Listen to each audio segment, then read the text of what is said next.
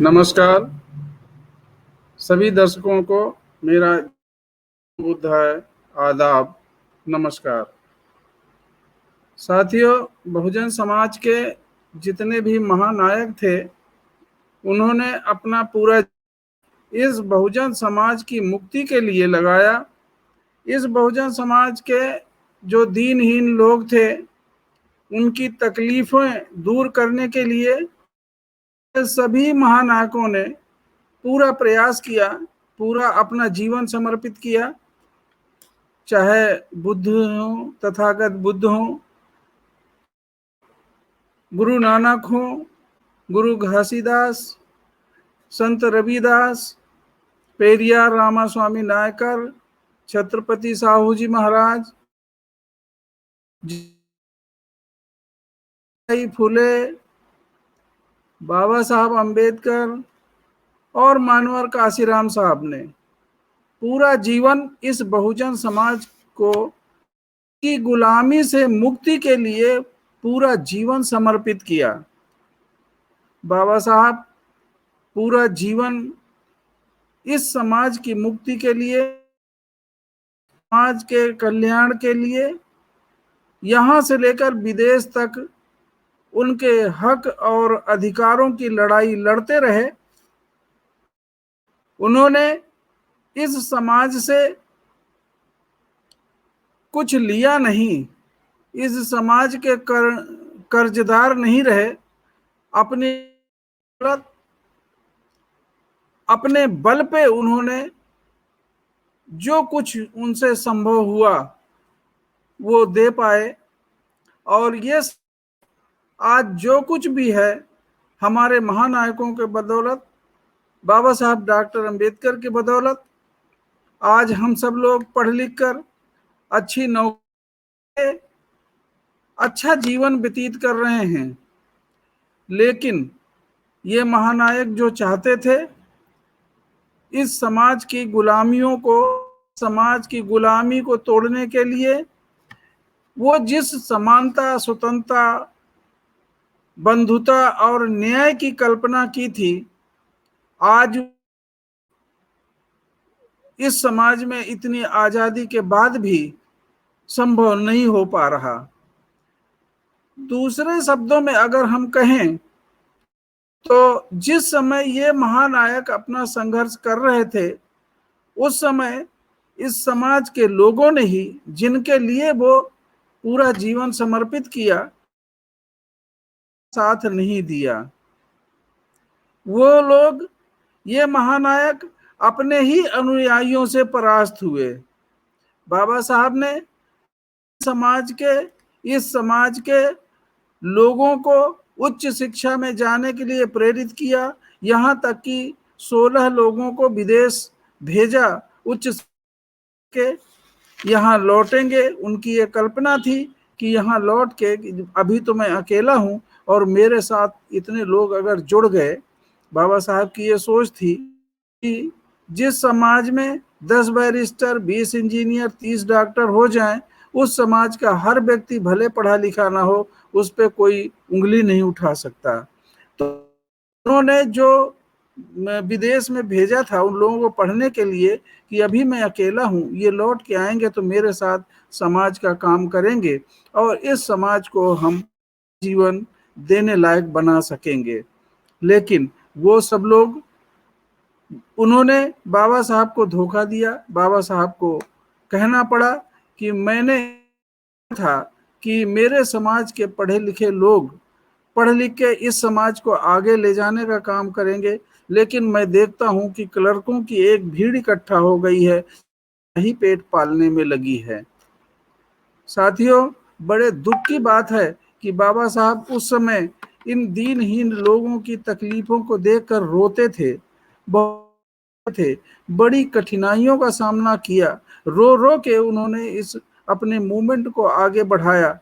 लेकिन जब वो महाराष्ट्र लड़े 1951 में, 1953 में जो चुनाव लड़ा, उन्हीं लोगों ने, जिन लोगों के लिए बाबा साहब अपना जीवन समर्पित, उन्हीं लोगों ने उन्हें हरा दिया। तो कहने का अर्थ कि हम इस समाज के, बहुजन समाज के जो भी महानायक थे वो अपने ही अनुयायियों से परास्त हुए।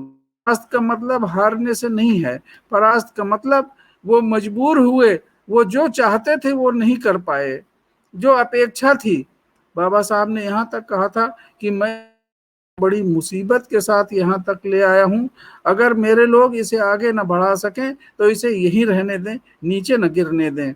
साथियों, आज बाबा साहब का मिशन, बाबा साहब का सपना पूरा नहीं हुआ। उन्होंने संविधान में जितनी व्यवस्थाएं लिखी आज वो कहीं भी कारगर नहीं हो रही। इस समाज में अन्याय, अत्याचार, जुर्म, जातियां जा रहे हैं, गैर बराबरी बढ़ती जा रही है, अमीरी, गरीबी, भुखमरी बढ़ती जा रही है।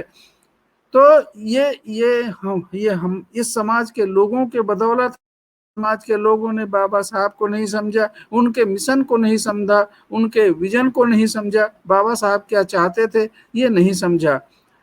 चाहे वो संत कबीर रहे हों, दास रहे हों, जूते गांठ गांठ के वो इस समाज को जगाने का काम करते रहे। उन्होंने सोचा था कि ऐसा चाहूं राज में जहां मिले सभी को अन्न। क्या उनके पास तो कुछ भी देने को नहीं था, लेकिन फिर भी समाज में एक चेतना पैदा करते रहे, लोगों को जगाते रहे कि आप सब लोग इकट्ठा होइए, आप सब लोग जागृत होइए।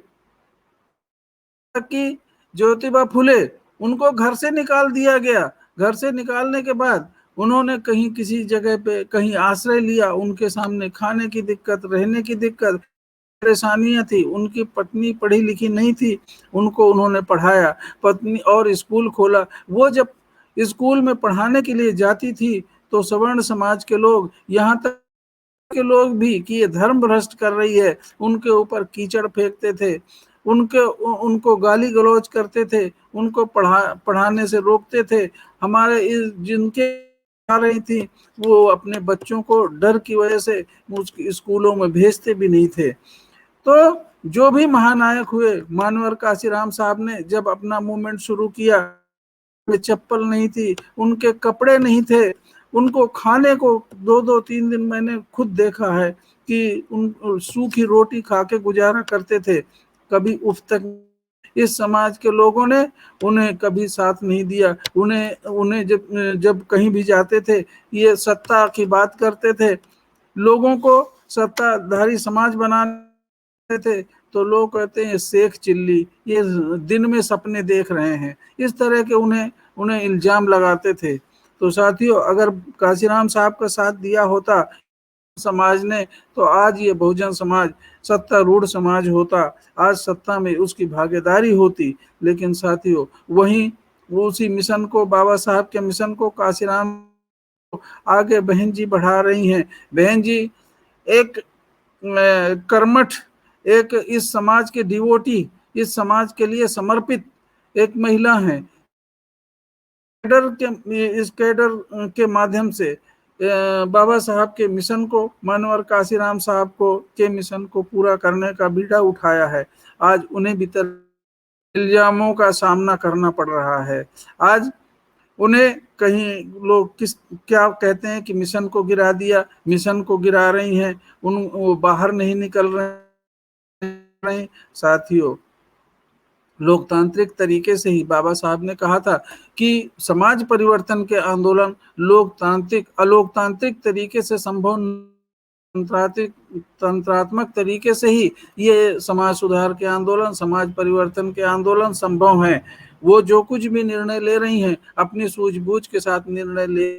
आज बहुजन समाज को मान सम्मान की जिंदगी दिलाने वाली सत्ता में आकर उन्होंने बहुजन समाज का जो मान सम्मान कायम किया है वो अतुलनीय है, उसकी शक्ति है। वो एक स्ट्रांग शासक के रूप में उभरी हैं। उनके शासन काल में उन्होंने अपने उसूलों से, अपने सिद्धांतों से, बहुजन समाज के सिद्धांतों से समझौता नहीं किया। उन्होंने अपने अपने सिद्धांतों के आधार पे ही सरकार चलाई। वो बिकी नहीं, वो डिगी नहीं, वो किसी से समझौता, उन्होंने कोई पद की लालच नहीं की, जैसा कि इस बहुजन समाज के तमाम लोग उनका साथ नहीं दिए। अगर उनका साथ दिए होते तो आज बहुजन समाज बहुत अच्छी होती, आज बहुजन समाज अपने बल पे सत्ता में काबिज होता। साथियों, जिस तरह से बाबा साहब या संत कबीर या संत छत्रपति साहू जी महाराज, चाहे ज्योतिबा फुले हों या मानवर काशीराम साहब, आज उनकी पूजा करने के लिए लोग उनके नारे लगा, उनकी जय जयकार कर रहे हैं। उसी तरह से बहन जी के ना रहने पे लोगों को समझ में आएगा कि इन्होंने क्या चाहा था, किस तरह का समाज चाहा। आज उन्हें तरह तरह के इल्जाम लगा रहे हैं। मैं आज इस न्यूज के माध्यम से अपने बहुजन समाज के साथियों से, सब समाज के साथियों से निवेदन करना चाहूंगा, आप सब लोग इन महानायकों की तरह, जो हमारे महानायक हुए हैं, जिन्होंने समाज के लिए सर्व समाज की बात कही, सबके हितों की बात कही, मानव कल्याण की बात कही, और ने अपना पूरा जीवन न्यौछावर कर दिया। बहन मायावती जी भी उसी मिशन को आगे बढ़ा रही हैं। हम सब लोगों की जिम्मेदारी बनती है कि हम सब लोग उनके बताए हुए चलें, बहन जी का साथ दें, बहन जी को हर तरह से तन मन धन से जितना हम लोग सपोर्ट करेंगे, बहुजन समाज उतना मजबूत होगा और मनु आदि व्यवस्था ध्वस्त हम इसे देख सकेंगे।